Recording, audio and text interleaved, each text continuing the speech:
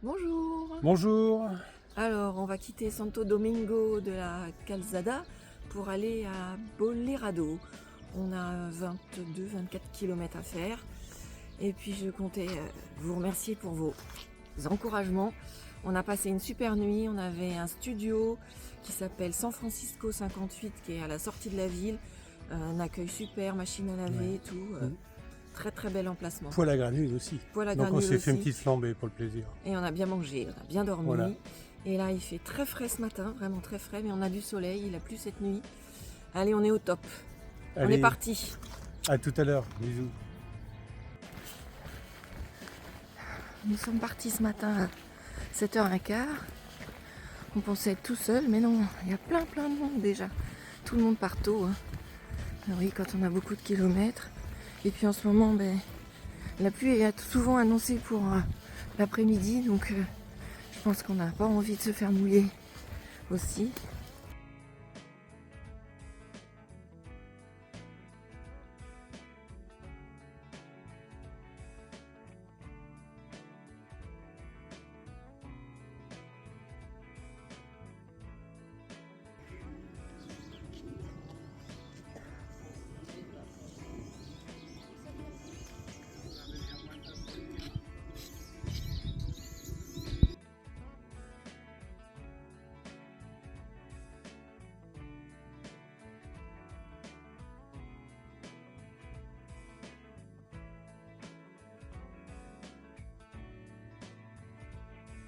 Nous changeons de région.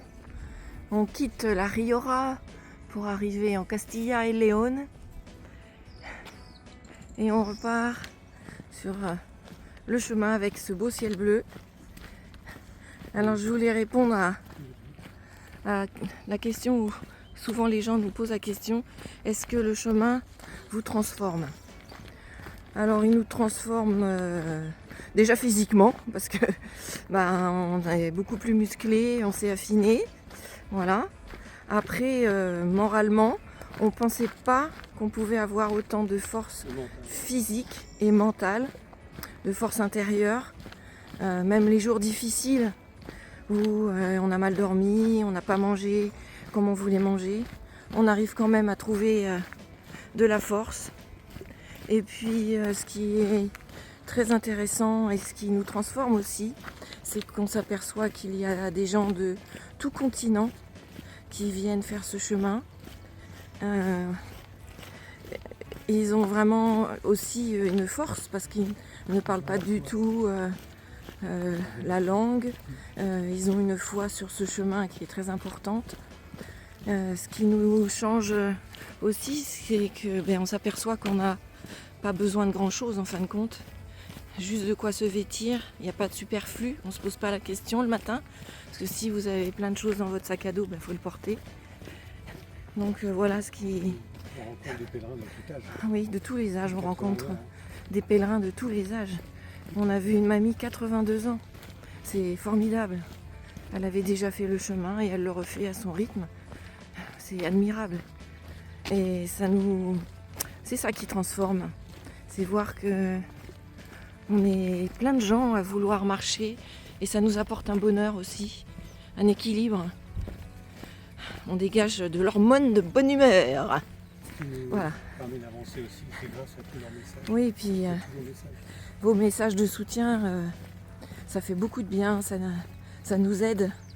Parce que c'est vrai qu'il y a des jours où en fin de journée, pour ma part, je prends les bâtons pour finir ma journée, pour m'apporter un peu d'élan, parce que surtout quand on a 30 km. Voilà, les paroles du jour, avec ce beau ciel bleu. C'est agréable. On a une belle vue. J'essaye de filmer pas avec des mouvements trop brusques tout en marchant. Parce qu'il faut absolument qu'on arrive entre 13h et 14h. Sinon on n'a plus de chambre, on n'a plus de lit. Nous allons dormir ce soir à l'auberge municipale. Donc faut pas rigoler là. Sinon on est dehors. Donc non merci. On paye pas en avance, donc il faut y aller. Là on va traverser l'autoroute qui est en construction. Donc ils pensent qu'ils vont refaire, changer l'itinéraire, peut-être passer après sous ce tunnel, Oui. sous l'autoroute. Donc là, on va passer. L'accès sera modifié. Ouais, ils vont transformer le chemin. Donc là, on va passer. On va traverser l'autoroute et il n'y a pas de voiture. Là, ils sont en train de refaire un gros chantier. Là. Voilà l'autoroute Regardez aussi à droite. en construction.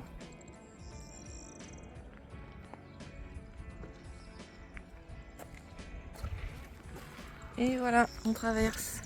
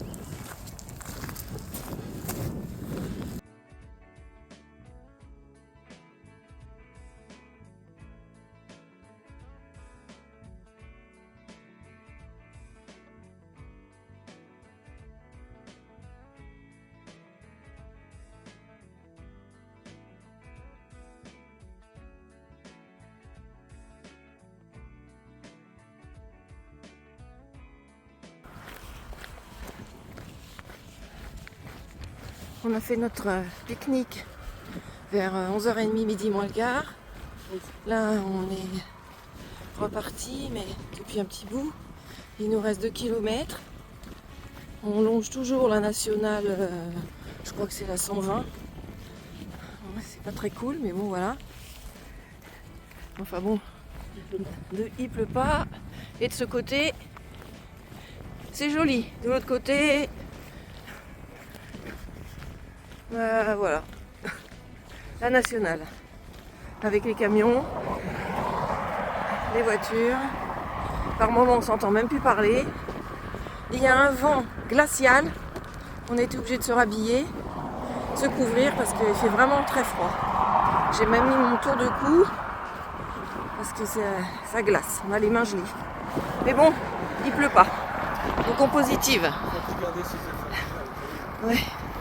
On a toujours nos t-shirts manches longues. Je l'avais enlevé ce matin parce que j'avais chaud. J'avais remis un t-shirt manches courtes. Mais j'aurais peut-être pas dû, mais enfin ça va. C'est du mérinos, ça tient chaud. Voilà les camions.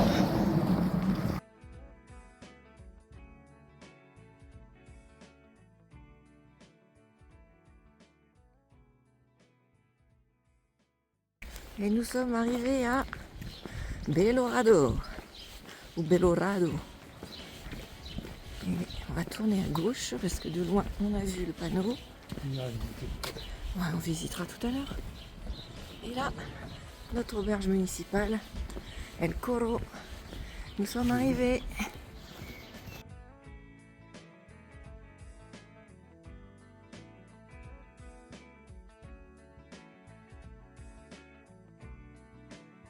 Voilà notre chambre. Alors Bernard va dormir ici.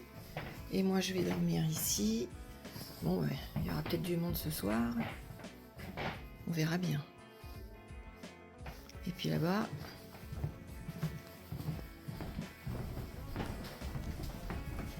c'est pour manger le dîner et le petit déjeuner. Voilà.